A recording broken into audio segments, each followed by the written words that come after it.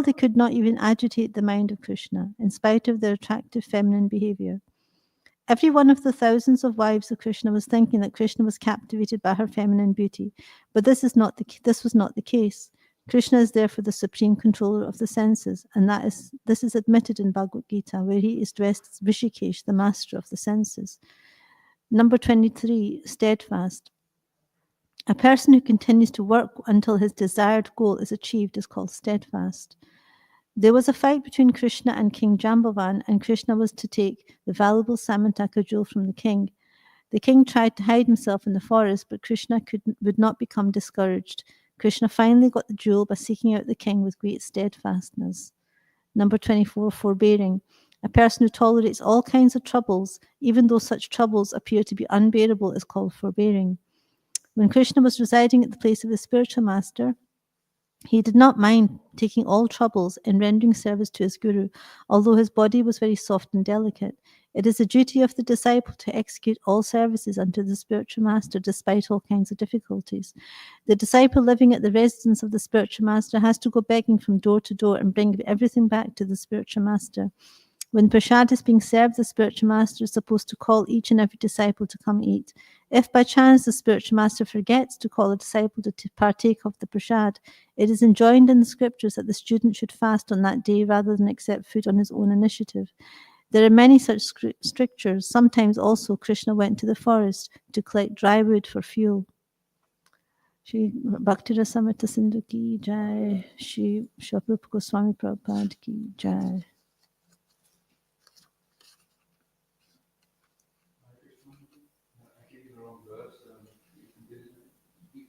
Still do the same class if you like, or you can it's verse 37. You can still yeah, I'll just do what I've prepared now. Thank you.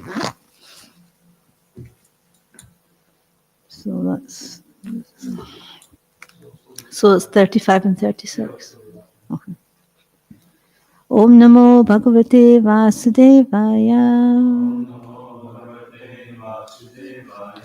Om Namo Bhagavate Vasudevaya. Om Namo Bhagavate Vasudevaya.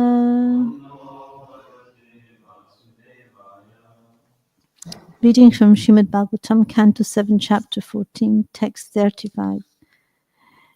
Should I just say the first one and then go on to the second one to do the... No.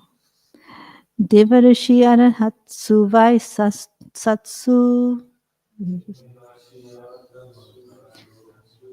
Tatra Brahmatma Jadishu Rajan Yad Agra Pujayam Matapatrata Achutaha. Godintai Mai Prashashiki Jai. Translation, O King Yudhishthira, the demigods, many great sages and saints, including even the 4 sons of Lord Brahma, and I myself are present at your Rajasuya sacrificial ceremony. But when there was a question of who should be the first person worshipped, everyone decided upon Lord Krishna, the Supreme Person. Prabhupada Ki Jai. This is a reference to the Rajasuya sacrifice performed by Maharaj Yudhishthira. In that meeting, there was a great turmoil over selecting the best person to be worshipped first. Everyone decided to worship Shri Krishna. The only protest came from Shishupal, and because of his vehement opposition, he was killed by the Supreme Personality of Godhead. Text 36. Jiva Rashibir Akirna Anda Koshangripo Mahan Tanmulatvad Achuteja Sarva Jivat Matarpanam Jiva Rashibir Akirna Anda Koshangripo Mahan Tanmulatvad Achuteja Sarva Jivat Matarpanam Jiva Rashibir Akirna Anda Koshangripo Mahan Tanmulatvad Achuteja Sarva Jivatma Tarpanam.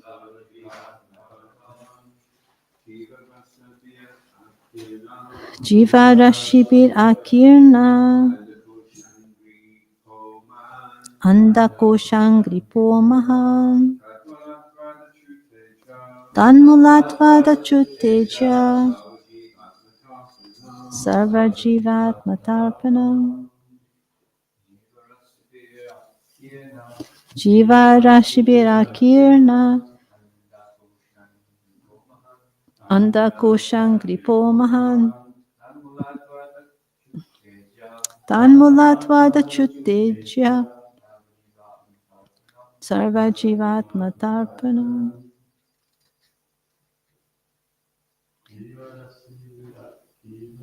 Jiva Rashibi Akirna. Anga Koshangripo Mahan. Tanmulatvada Chuteja. Sarva Jivatma Tarpanam. Jiva Rashibi. By millions and millions of living entities. Akirna. Filled up or spread over. Andakosha. The whole universe. Angripaha. Like a tree. Mahan. Very, very great. Tat mulatvat. Because of being the root of this tree. Achutit ijya. Worship of the Supreme Personality of Godhead. Sarva. Of all. Jivatma. Living entities. Darpanam. Satisfaction. Translation. The entire universe, which is full of living entities, is like a tree whose root is the Supreme Personality of Godhead, Achyuta, Krishna. Therefore, simply by worshipping Lord Krishna, one can worship all living entities. Prabhupada ki jai. In Bhagavad Gita 10:8, the Lord says, Aham sarvasya prabhuvo, mata sarvam pravartate, iti matva bhajanti mam, buddha bhava samanvitaha. I am the source of all spiritual and material worlds. Everything emanates from me. The wise who perfectly know this engage in my devotional service and worship me with all their hearts. People are very much anxious to give service to other living entities, especially to the poor. But although they have manufactured many ways to give such help, actually they're expert in killing the poor living entities. This sort of service or mercy is not recommended in the Vedic wisdom. As stated in a previous verse, it has been decided niruktam by expert saintly persons that Krishna is the root of everything, and that worshipping Krishna is worshipping everyone, just as supplying water to the root of a tree means satisfying all of its branches and twigs. Another point is that this universe is full of living entities from top to bottom. On every planet, Jiva Rashibi Akirnaha. Modern scientists and so-called scholars think that there are no living entities on planets other than this one. Recently, they have said that they have gone to the moon but did not find any living entities there. But Srimad Bhagavatam and the other Vedic literatures do not agree with this foolish conception. There are living entities everywhere, not only one or two, but Jiva Rashibi, many millions of living entities. Even on the sun, there are living entities, although it is a fiery planet. The chief living entity on the sun is called Vivishwan. Imam Vivastvate Yogam Pruktavam Aham Avayam. All the different planets are filled with different types of living entities according to different living conditions. To suggest that only this planet is filled with living entities and that others are vacant is foolish. This betrays a lack of real knowledge. Om Jnanatimirandasya Gyananjana Shalakaya Chakshuranvetanyena Tasmai Shri Gurave Namaha. Shri Chaitanya Manobhistam Stapitam Yena Bhutale Swayam Rupa Kadam Dadati Swapadantikam. Jai Shri Krishna Chaitanya Prabhu Nityananda Shri Advaita Gadadhar Shivasadi Gaura Bhaktavinda. Hare Krishna Krishna Krishna Hare Hare, Hare Rama Rama Rama Hare Hare. So this verse is the entire universe, which is full of living entities like a tree, whose root is the Supreme Personality of God, Achyuta Krishna. Therefore, simply by worshipping Lord Krishna, one can worship all living entities. So these two verses are Narada Muni is describing to Yudhisthira Maharaj in this section of the Bhagavatam that the importance of worshipping Krishna and worshipping the devotees of Krishna. And to illustrate this point, in the previous verse, Narada Muni is describing that King Yudhisthira, when he did the Rajasuya Yajna, then all the demigods and so many sages and personalities, great personalities, came to that yajna. But the first person that was the topmost person there to be worshipped was Krishna, the supreme person. So this is a very important chapter of the Bhagavatam because it shows the supremacy of Krishna amongst all living entities, amongst all the sages, demigods. And so the reason for the sacrifice, the Rajasuya Yajna, was to be performed because Yudhisthira Maharaj was to be the emperor. And so he was encouraged to perform the Rajasuya Yajna, which is considered the king of all sacrifices. And by this sacrifice, actually, Yudhisthira Maharaj wanted to show, to invite all the demigods to show everyone that they're all servants of Krishna. That ultimately Krishna is the supreme personality of Godhead himself and everyone is a servant. So that was actually his internal desire and the reason why he actually wanted to perform the Rajasuya Yajna, although it was expected of him to perform that yajna. But that was his real reason for doing it. And in order to perform the yajna, because in those days the yajnas were not like what we have, little yajnas, you know, they required so much wealth, so much gold, so much paraphernalia. So in order to do the yajna, Yudhisthira Maharaj had to send his brothers to in the four directions, the Pandavas in the four directions, to inform all the kings about, because unless all the kings accepted Yudhisthira Maharaj as the emperor, then he couldn't. They would have to would have to be a fight to, you know, if they rejected, you see.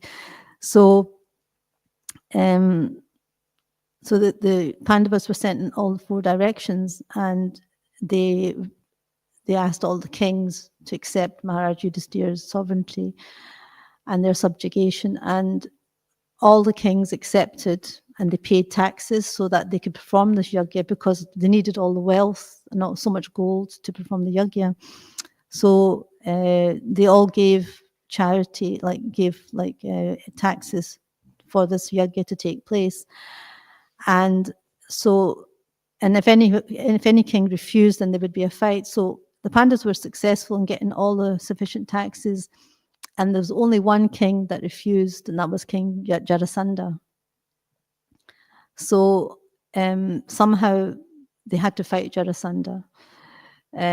But interesting thing with King Jarasandha was he actually had imprisoned 20,000 kings in a cave in a mountain, and he was going to perform this human sacrifice of all these kings to appease Lord Shiva, so he could get some benediction or something. I'm not sure exactly what, but this yajna he was going to perform was called a Narameda yajna, and it was a human sacrifice. So all these kings were like imprisoned. So they had to kill Jarasandha to actually release all these imprisoned kings as well. So with advice of Uddhava, Krishna accepted the plan that the way they would conquer Jarasandha is because Jarasandha was actually like very demoniac, but he had one good quality, that he was very charitable to Brahmanas and he wouldn't refuse a Brahmana any charity. So so they decided to disguise themselves. So Arjuna, Bhima, and Krishna disguised themselves as Brahmanas and went to the king Jarasandha, to the kingdom of Magda. And they went there at the time when Jarasandha was going to give charity to the Brahmanas. So they immediately asked Jarasandha for a duel, a fight with him. And so Jarasandha noticed that although they looked like Brahmanas, they actually were very big built. So they were like actually Kshatriyas, you know, they could see the scars on their arms. So he was like, yeah, they look like Kshatriyas. So then once they'd asked for the fight, then they disclosed themselves that I'm Krishna, Bhima and Arjuna disclosed themselves. And so they gave Jarasandha the option who he would like to fight with. He would have to fight with one of them on an equal basis. So he didn't want to fight with Krishna because he didn't accept that Krishna was worthy of his fight, because he thought he was just like he fled from the battle, because Krishna had actually fought him 17 times already, and Jarasandha was, defeated every time, but still he thinks that he's better than Krishna, so he's totally in a big illusion. And then he didn't want to fight Arjuna either, but he thought Bhima was like an equal combat, so he fought with Jarasandha. So Bhima and Jarasandha fought for 28 days, and neither of them could defeat each other because they were both equal in strength. And then Bhima asked Krishna what to do. So Krishna said, actually, the only way you can kill Jarasandha is if you if you pulled his legs apart and he was ripped up in the middle of the, yes, because he was actually joined together at birth like that. There was two halves and they were joined together at that seam. So he says, if you rip him apart, then he'll die. So Bhima did that. So he took his legs and bifurcated him.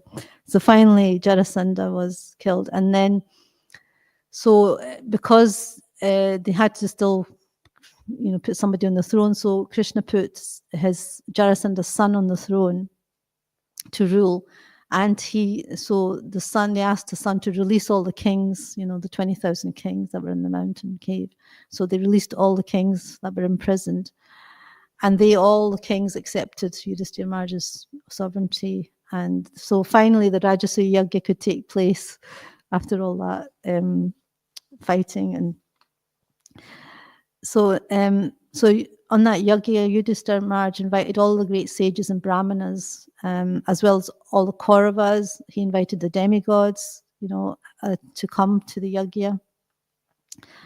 And so it was such an opulent yajna, we can't imagine so much wealth, so much gold. Everything was made of gold, And so all the sages, demigods, and even the Gandharva, all the different beings from different planets, the higher planets, the Gandharvas, the Siddhas, so many different, from Tapaloka, Siddhaloka, they all came to take part in the yajna.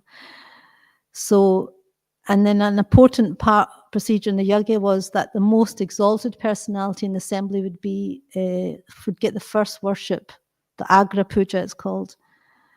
And so they were all discussing amongst themselves who would get the Agra Puja, who should be worshipped first. And so they couldn't come up with because there were so many demigods like Brahma and Shiva and Indra, and there were all these great sages, Vyasadeva, and so many sages as well present. So they were in a dilemma. They didn't know who to choose, So then Sahadev, one of the Pandavas, he began to speak in favor of Krishna, and he started glorifying the opulences of Krishna. He's all full of 6 opulences. He described Krishna that he's a Paramatma in everyone's heart, So he is transcendental to the material world. And so he gave the analogy that by watching the root of the tree, then all the branches and leaves and the flowers and twigs, they all get watered automatically. So in the same way, because Krishna is present as a super soul in everyone's heart, then if they worship Krishna, then automatically that will mean everyone will be satisfied because he's a super soul in everyone's heart. So everyone in the assembly stood up with folded hands and joined together to glorify Krishna. They all offered their respectful obeisances to Krishna, and there were showers of flowers from the sky. So everyone was happy with that, except one person, and that was Shishupal. So the only person that wasn't happy with Krishna being glorified like that was Shishupal, because Shishupal he was an avowed enemy of Krishna. So he couldn't tolerate such honor to Krishna. He became more and more angry, and then finally he stood up and started blaspheming Krishna, And all the kings present, they were like ready to take up arms to kill Shishupal for his blasphemy. And some of the persons left the assembly because they didn't want to hear the blasphemy. So and Krishna was silent the whole time because he had given a promise to Shishupal's mother that he wouldn't kill him until he committed 100 offenses against Krishna. So Krishna was counting when his 100th offense would be finished, and then he would kill him.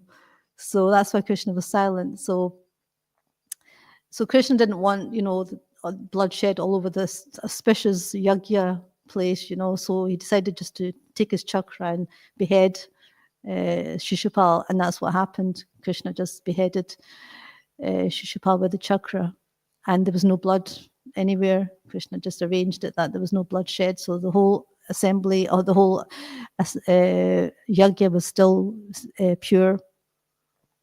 And the amazing thing was that when Shishupal was killed, then everyone's seen the soul from Shishupal's body enter into Krishna's body. So they seen the soul.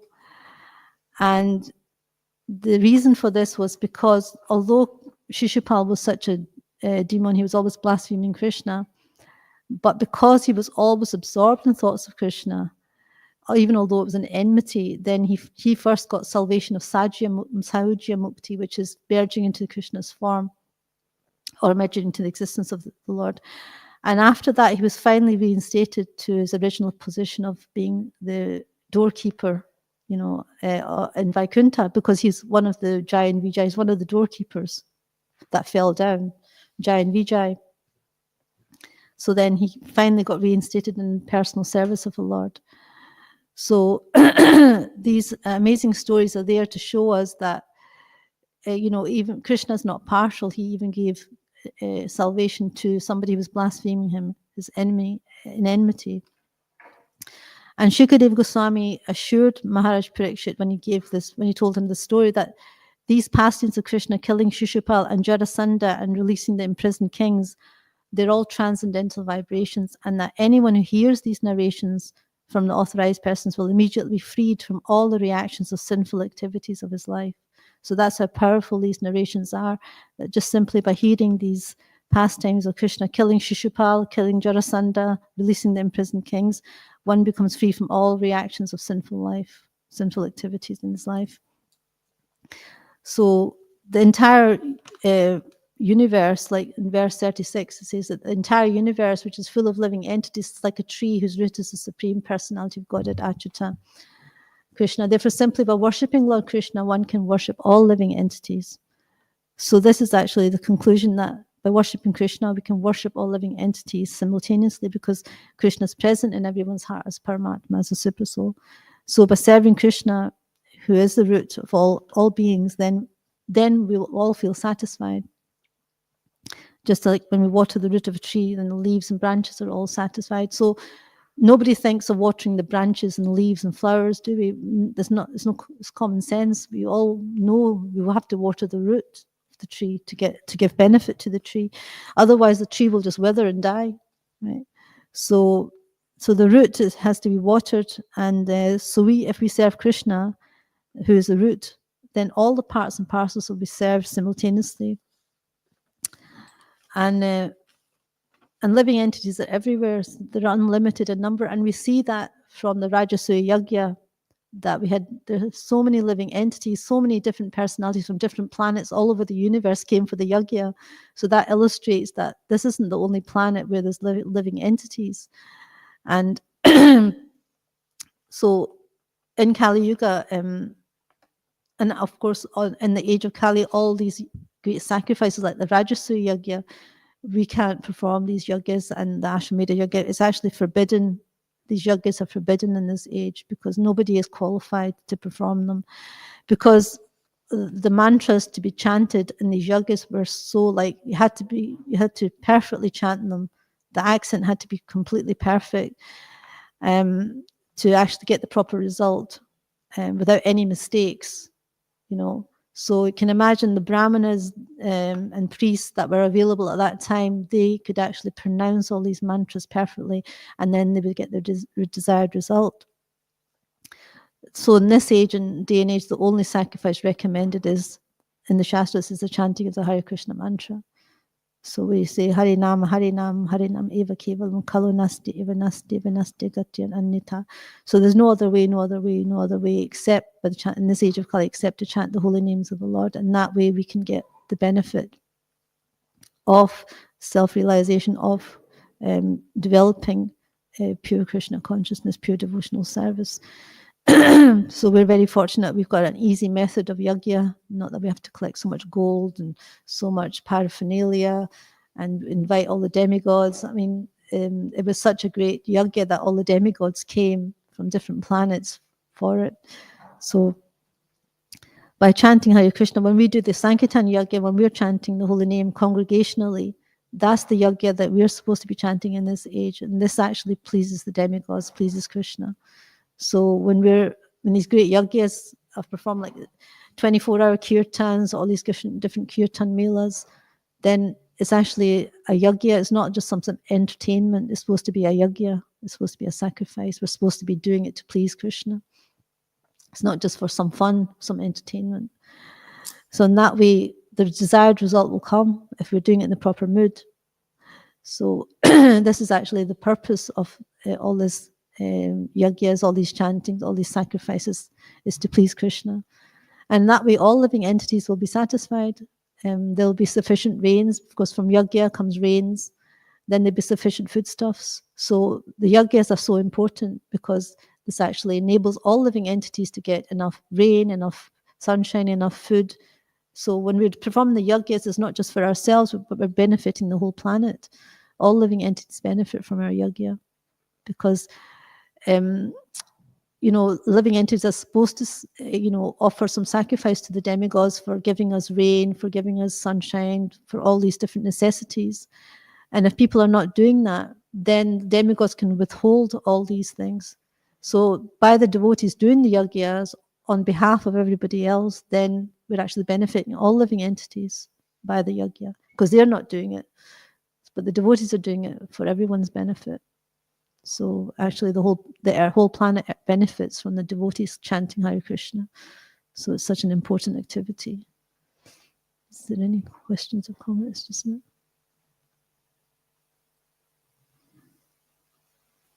Oh, Ishan's got one.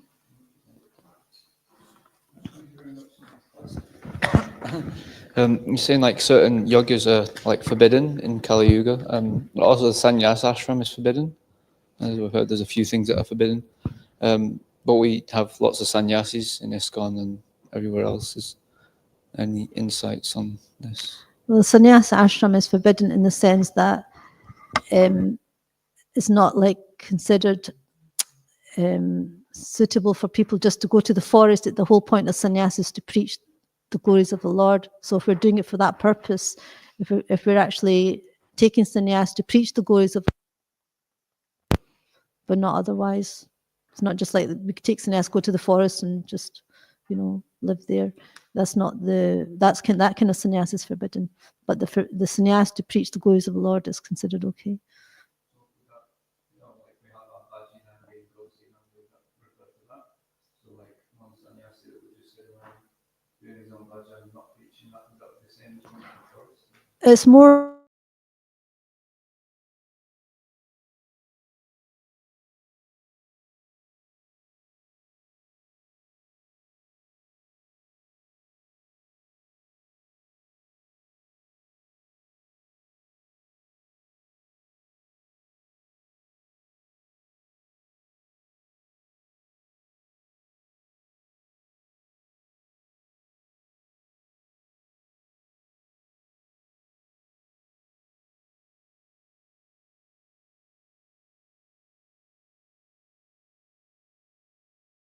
family life that you see happening quite on a regular basis, You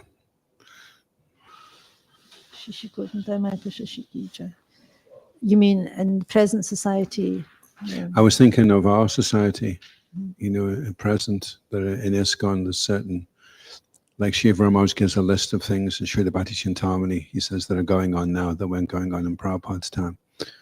So is there any things you can see which are contravening now, certain trends which won't help family life, ideal family life? Well, the description of what grihastas should do is in this chapter, right? They should give charity to the brahmanas. They should. Let's see what this is. Given list.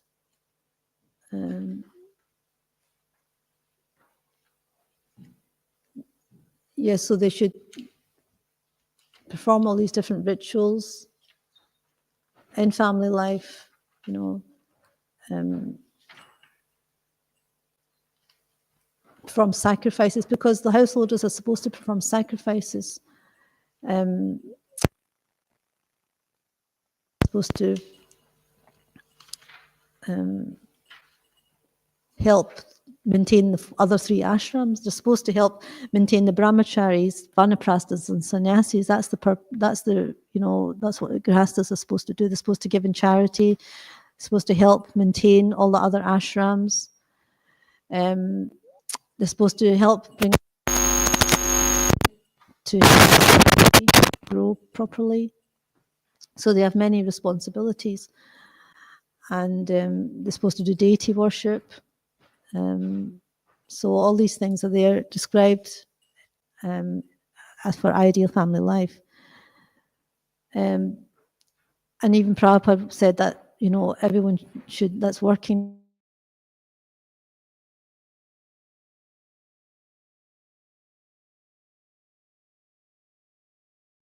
who's giving 50% of what they earn to maintain the temples and to maintain the other ashrams.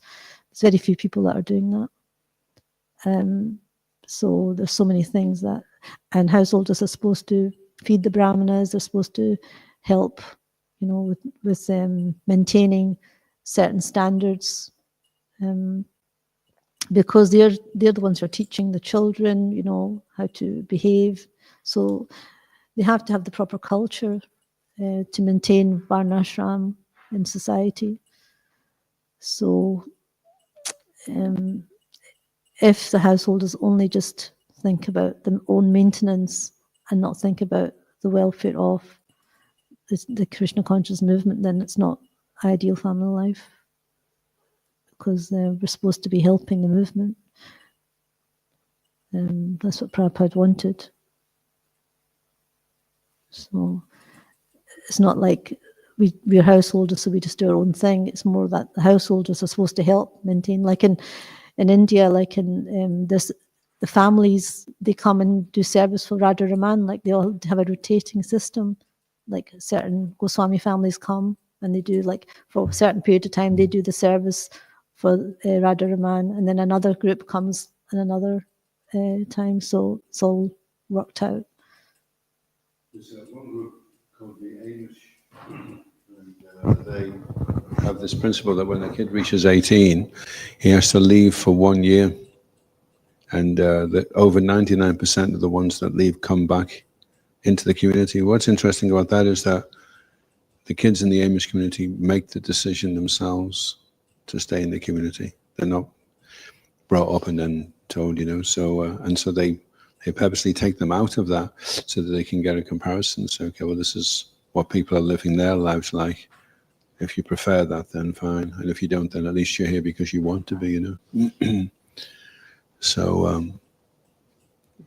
maybe I heard that that's one mistake we can make with our children, is that we bring them up, but we don't give them the choice so that they can make their own independent choice. And if they have proper education, they can stand on their own 2 feet, you know, and they can go and maintain themselves outside, if that's what they want to do. Well, I think the Krishna conscious children make their own choice anyway. They don't have to be let out. They do it anyway. They don't have to be given this option, because they're doing it anyway. You know, so many have left to go experience the outside world. So, and maybe they come back with a different view or different mood, and they have their own sort of group that they're maybe not fully wanting to commit to Krishna consciousness, but want to be like halfway, you know. But they've all got a choice. They're not forced to stay in the movement. Otherwise, they wouldn't have left, you know. Is that okay? Sometimes the comment is made by the children that the parents are asking them to do what I say, but don't do what I do. Well, So you have to walk the talk. It's like you can pretend to be a devotee in the temple, but You can't pretend to be a devotee at home.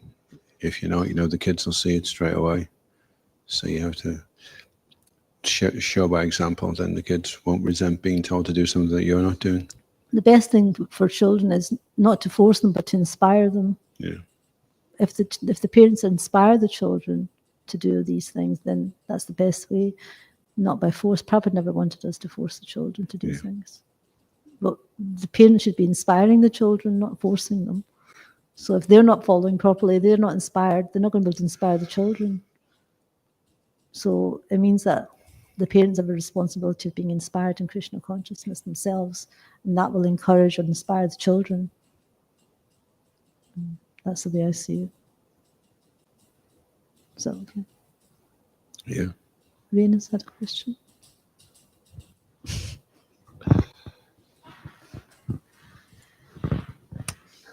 Thank you for the question, Hare Krishna.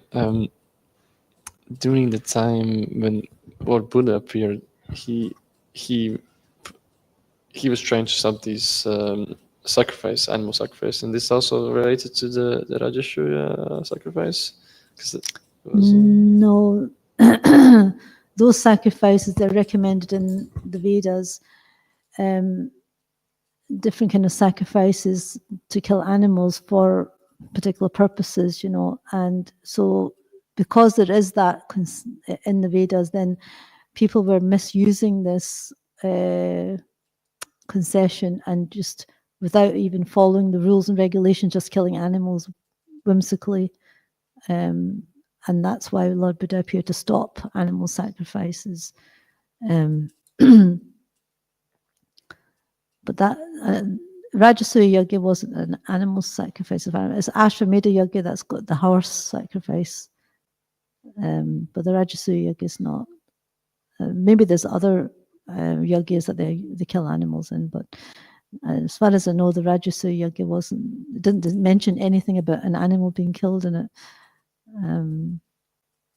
But some yagyas were there to test the mantras, the efficacy of the mantras. That's what Prabhupada explains, that they would kill an animal, and with the efficacy of the mantras, they would bring it back to life and rejuvenate it.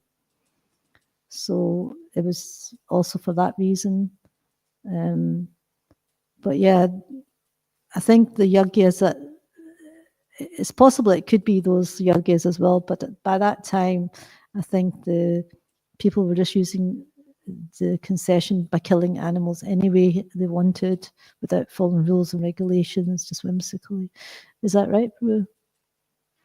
The Buddha, he stopped the animal sacrifices in that time because people were using the Vedic scriptures as and without following the rules and regulations, they were just whimsically killing animals.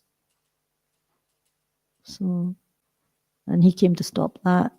So he actually went against the Vedas so that he could stop them from following the Vedas.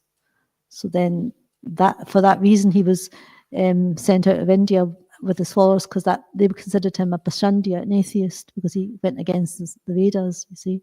But he had to do that to stop them killing animals.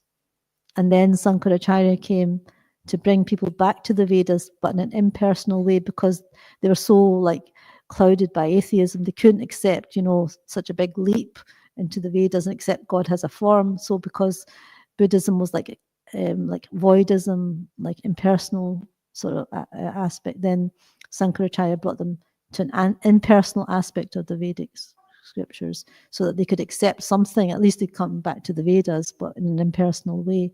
And then Ramanujacharya, Madhvacharya got them closer and closer, and Lord Chaitanya gave this philosophy of Achinta Bheda Bheda Tattva to show that it's simultaneously one and difference. So that God has a form, and he also has an impersonal form feature as well. So there was a whole cycle from Buddha, Sankaracharya, Ramanujacharya, Madhvacharya, and Lord Chaitanya to bring them back to the Vedas in the proper way, in the proper Siddhanta.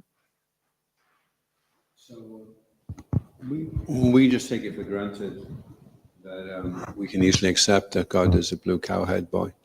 But it would seem from that it takes lifetimes to come to that point, that you can't just, like Lord Buddha must have been a very powerful speaker, but the people weren't ready for it then. So although we don't take it such a big thing, that having that faith in the personal form of the Lord is no small thing. No, it's very, very rare. And even in the Bhagavad Gita, Krishna says that if thousands of men, one may endeavor for perfection, and even those who have achieved perfection, hardly one knows me in truth. So even those who have achieved like a very high state of consciousness, they can hardly understand Krishna as a personality, as Bhagavan. So it's not a small thing. And even Lord Brahma, he meditated for thousands and thousands of celestial years, and finally he could understand that Krishna is in the form of a cowherd boy. So even for Brahma, he had to perform so much tapasya to come to that conclusion that Krishna is a cowherd boy who plays a flute. And then he just sang the Brahma Samhita when he had that revelation. So it's not a small thing. Because of Prabhupada's mercy, we've been given the holy name, we've been given the scriptures, so we can actually follow the process. By following this process, we'd actually get, it's like a crash course, and we're actually getting the benefit of what they would perform yagyas thousands of years before. It would take them thousands of years to come to that conclusion. In one of the sanghas we were doing, Shrivati Chintamani, on Tuesday night between 6:30 and 7:30, it came up that the reason why people struggle with a personal conception of God, one comedian was saying, the scientists and people like that, they don't want to believe in something which you can't decipher or quantify or perceive. So rather than everything coming from God, everything came from nothing. He says, but nothing by its very nature doesn't exist. And it's undecipherable. And it's can't test it or quantify it. And of the two, why would you find it so hard to believe that it was God rather than believing it was a nothing? And so it came up that the reason is because of envy, because a person is envious. How can someone be better than me? Which is really, it's like got nothing to do with logic. It's just a really nasty attitude, Yeah.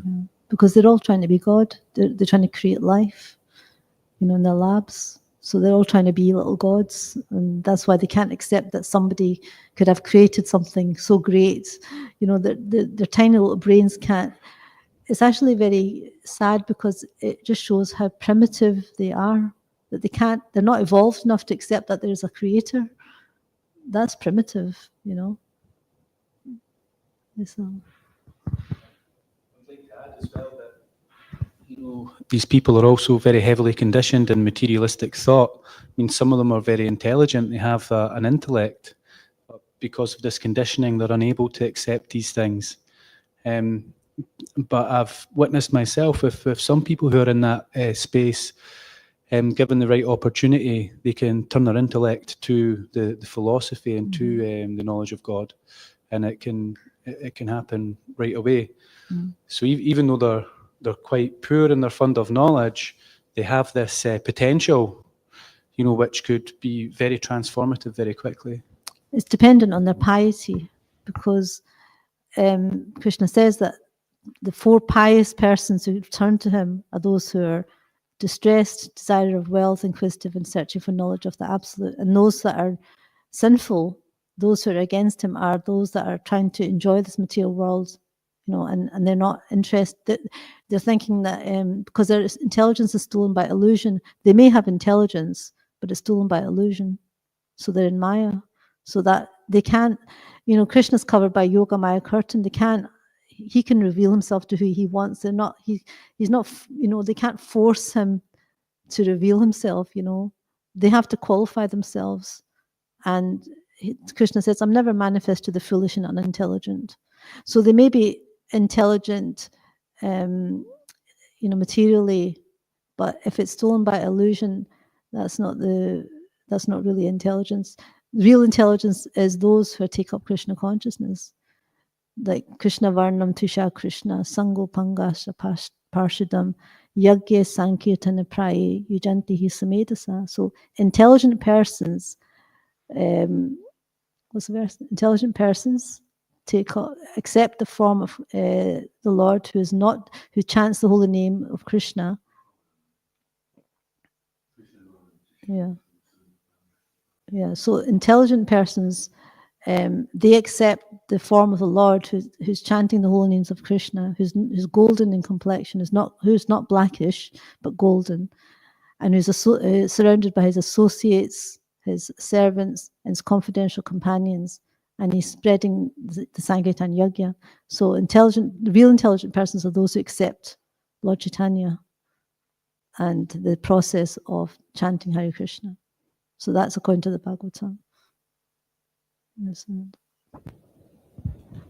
Hare Krishna. Thank you. Very nice responses. Just on these lines, like Jarasandh, how he was born, and even if we see how Gandhari gave birth to 100 sons, that demonstrates that in that time medical science was so advanced, as opposed to how things are medical science and general advancement or technology, what we have now, the weapons they had that time and the weapons we have, say, for now. One question. So you said Jarasandh, he was very charitable and Brahminical, and he captured 20,000 kings for doing human sacrifice to please Lord Shiva.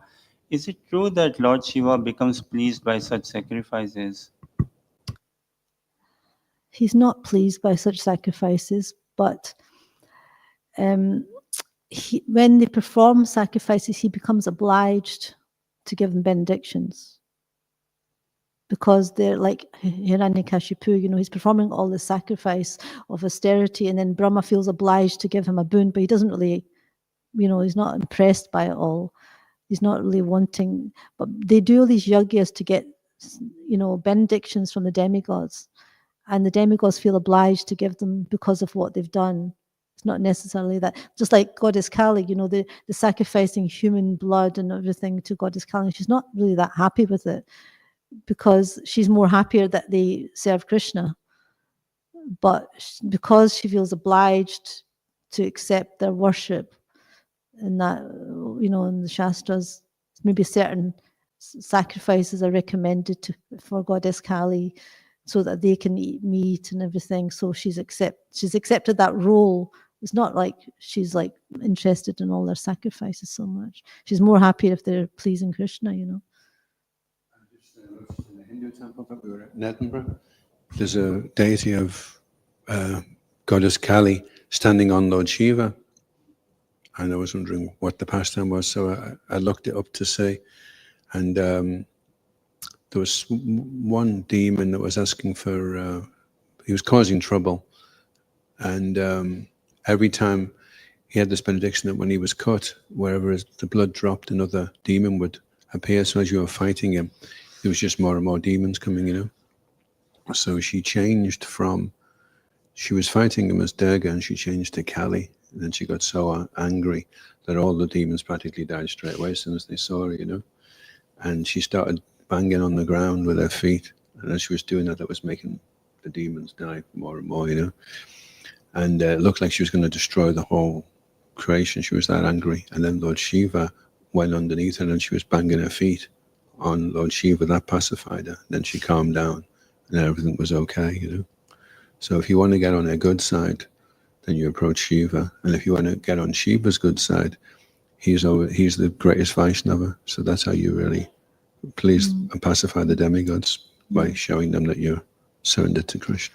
And also that pastime of Bharat Maharaj, Judge Bharat, they took him as a human sacrifice for Goddess Kali, and they were ready to sacrifice him. And then Goddess Kali was so angry that she killed all the demons. She killed all them, So that just shows that they're not happy with all these sacrifices. They actually want us to do the proper sacrifice, Sankirtan Yajna, and that will satisfy them as well. Because that's why when Maharaj Yudhisthira did the Rajasuya Yajna, all the demigods were satisfied because, that yajna is to satisfy Krishna. So they would ultimately all be satisfied. Yeah, Mangala Vaishnava was just saying that when Kali came and chopped the heads off, they had a festival. They were throwing the heads around. They had their own Varuni juice. So demigods are not really that pleased with all these different sacrifices. It's just, that's what the people do. Is there anything else? Okay, thank you for the nice discussion. Granth Srimad Bhagavatam ki jai, ISKCON Guruvind ki jai, Shri Prabhupada ki jai, Shri Gonta ki jai, Gaur Premanandi. Gaur Bhaktivinoda ki jai.